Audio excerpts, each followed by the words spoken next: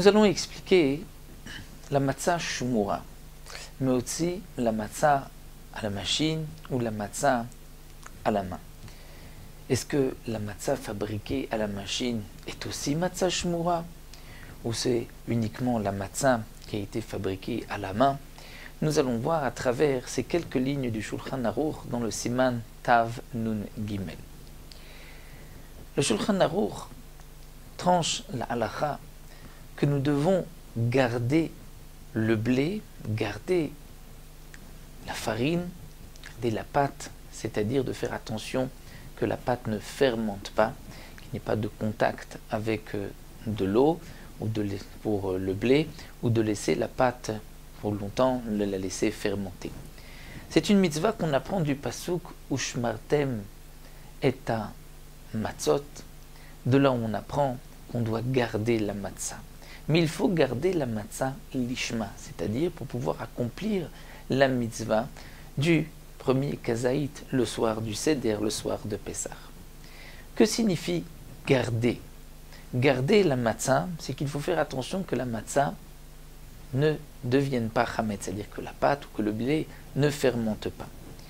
Le Shulchan Aruch nous rapporte qu'il est bon de faire attention et de garder le blé depuis le moment où on a coupé le blé, Mishat Ketzira. Parce que tant que le blé est encore rattaché au sol, même s'il est au contact de l'eau, il ne fermente pas.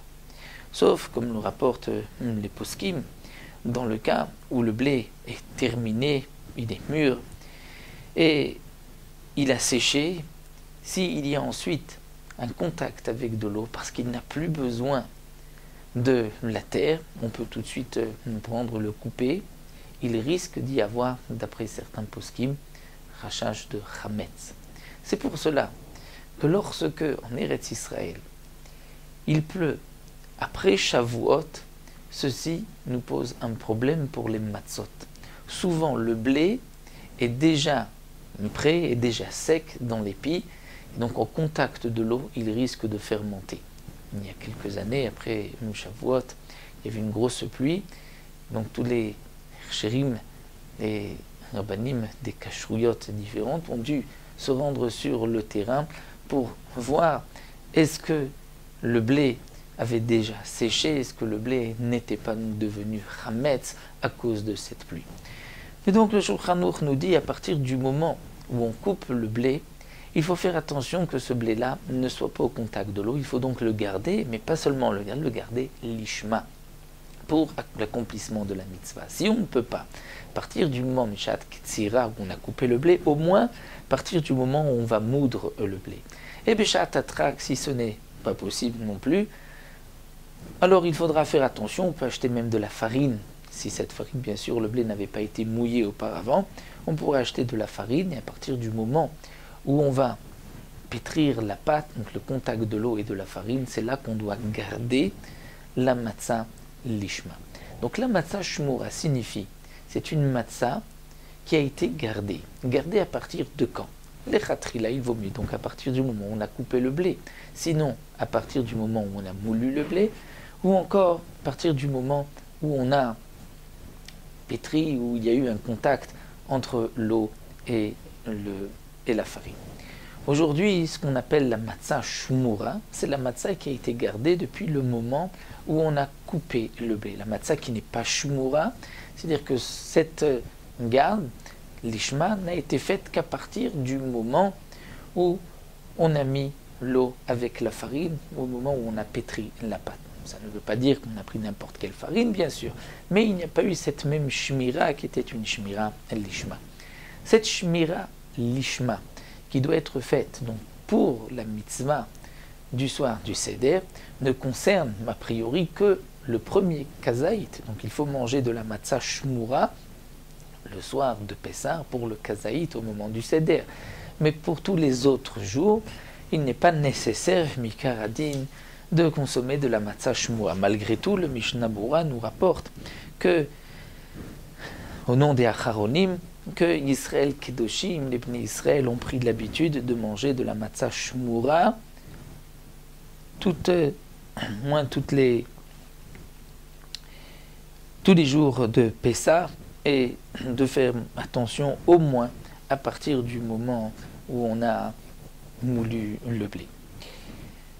Donc la matzah shmura concerne en vérité uniquement cette garde du blé ou de la farine, que le blé ou la farine n'ont pas été au contact de l'eau, et cette shmira doit se faire lishma.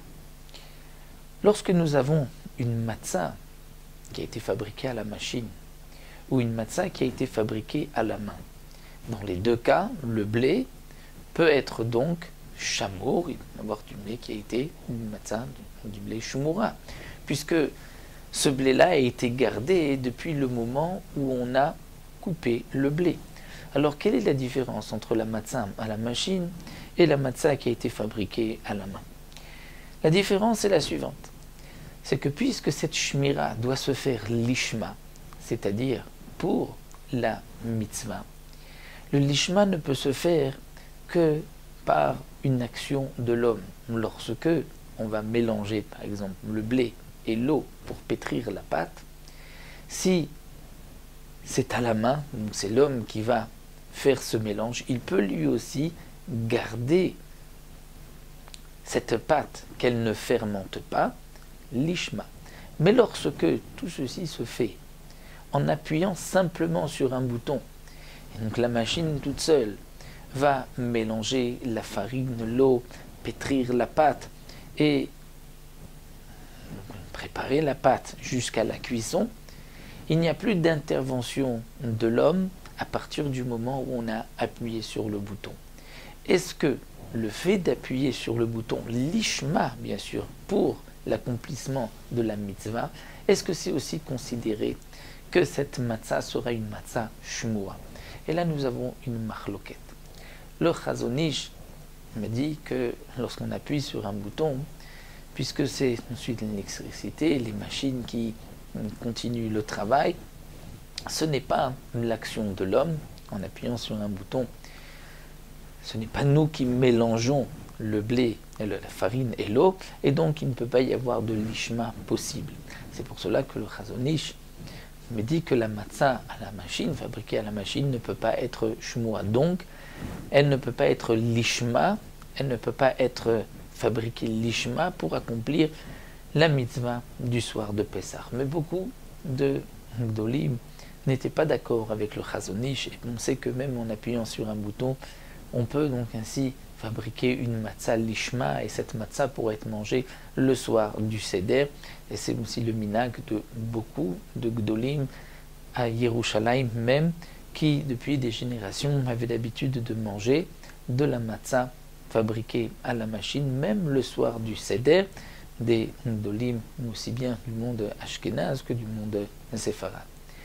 Donc là, la manger de la matzah à la machine, de la matzah à la main, dépend donc de cette fameuse marloquette, dépend des minagim. C'est vrai que les chassidim aussi sont makpidim.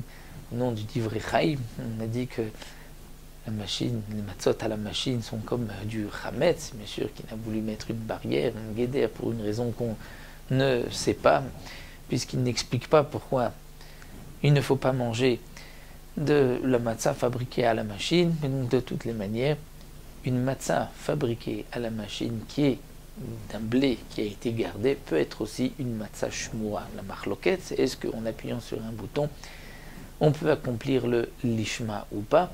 Et donc cette marloquette dépend du Chazon Ish et d'autres Gedolim, et chacun donc suivra les habitudes de ses parents. Et donc comme nous l'avons vu, il est bon de manger de la matzah shmura, même pour celui qui mange la matzah à la machine. Il faut manger donc de la matzah shmura, moins pour le premier soir, pour le soir du Seder, et pour tous les autres jours, c'est une khumra, effectivement, de manger de la matzah shmura.